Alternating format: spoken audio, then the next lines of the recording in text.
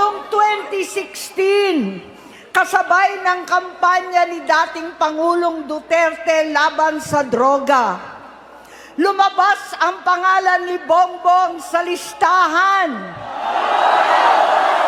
Nakasama siya sa listahan ng mga celebrities, mga artista, Maricel Soriano at iba pa. Masinsinan kong kinausap si Pangulong Rodi. Halos manikluhod ako. Sinabi kong ayon sa kapulisan, dapat unahin, usigin ang mga pusher at saka na lamang sagipin ang mga user. Naligtas si Bongbong. Labis ang takot ko at pag-aalala.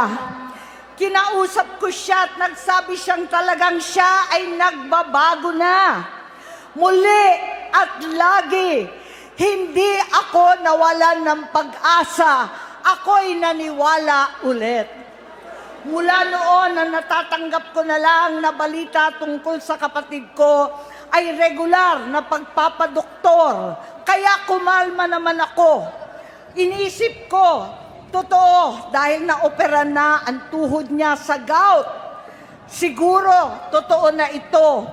Hanggang nito, nalaman ko na tuloy ang paggamit niya sa mga party na garapalan naghahain ng droga.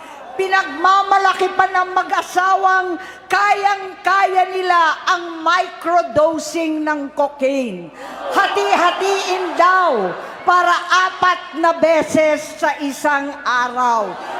Hoy, gusto mong makilala ang mga cute na babae?